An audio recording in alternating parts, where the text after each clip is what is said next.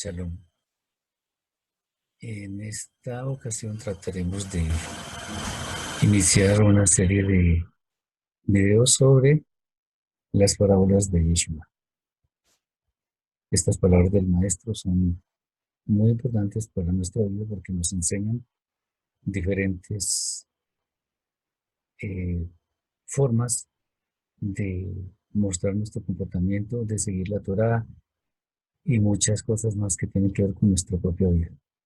Vamos a comenzar con la parábola de la semilla o del grano de mostaza. La podemos ver en Meir 4, 30 al 32, Gilel 13, 18 al 19 y Matillahu 13, 31 al 32. Vamos a leer la que aparece en Meir 4, 30 al 32. Y les dijo, ¿a qué es semejante el Malhut Elohim? ¿O con qué midrash lo compararemos? Al grano de mostaza, que cuando se siembra, aun cuando es más pequeño que el resto de las semillas de la tierra, cuando ha sido sembrado, crece y llega a ser mayor que las otras hortalizas y produce fuertes ramas capaces de dar abrigo bajo su sombra a las aves del cielo. Bien, es interesante saber varias cosas. Es la más pequeña de las semillas, pero crece más que todas las hortalizas. Anteriormente pensábamos que era un árbol o un arbusto, muy bien. No, de hecho sí crece muchísimo. Pero ¿cuál es el tema con esto? Que hasta las aves del cielo hacen nidos en sus ramas. Las aves del cielo tienen una connotación en la escritura bastante negativa. Lo podemos ver en el momento en que Abraham iba a hacer el pacto con el Eterno. Podemos ver que cuando él partió los animales, las aves del cielo vinieron a tratar de comerse aquellos animales. En el sueño que tuvo el panadero cuando Joseph estuvo en la cárcel, asimismo se ven las aves del cielo que vienen a comer los panecillos que había en las canastas en la canasta que tiene en la cabeza. Y así por el estilo. Entonces, las aves del cielo tienen una connotación negativa. ¿Esto qué significa? Que el Malhut del Eterno, el Malhut Elohim, se expande efectivamente. Sin embargo, muchos quieren estar en él, lo cual es bueno, pero hay un inconveniente.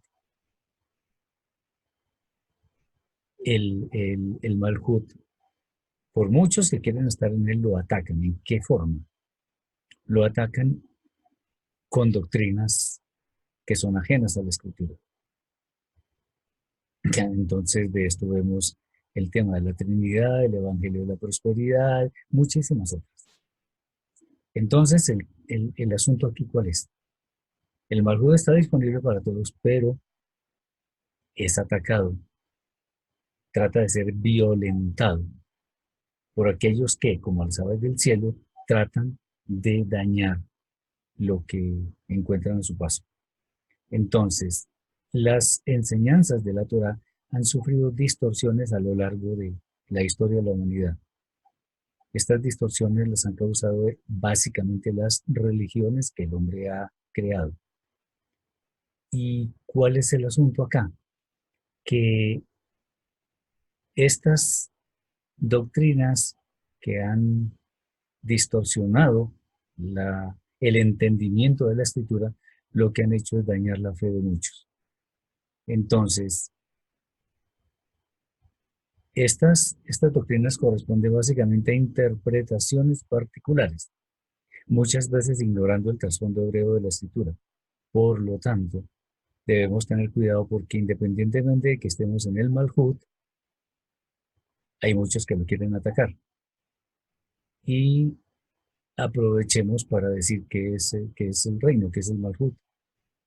El Malhut, o un reino en general, consiste de varios actores. Primero, un rey, porque si no, no habría el reino. Segundo, los súbditos, porque si no, el rey no tendría quien mandar. Y tercero, pues, unas normas, unas leyes, unos decretos que el rey establece para que los súbditos le obedezcan. En el caso de la Escritura, el Rey es el Eterno, los súbditos, los creyentes en el Eterno, y las normas, la Torah misma.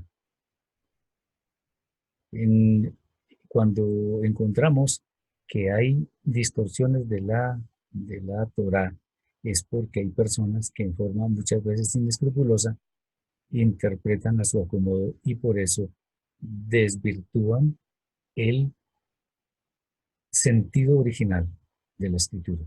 Entonces el Malhut tiene que ver con todo esto, o se parece a todo esto. El Malhut está formado por los creyentes en el Eterno, por el Eterno mismo y por su Torah, pero encuentra, o se encuentra más bien con atacantes, que son aquellos que tratan de generar doctrinas que son ajenas a la escritura. Entonces, el llamado es a cuidarnos y seguir velando porque el evangelio, que es en realidad la Torah del reino, siga siendo transmitido de la forma que nuestro Rebbe Yeshua lo interpretó. Shalom.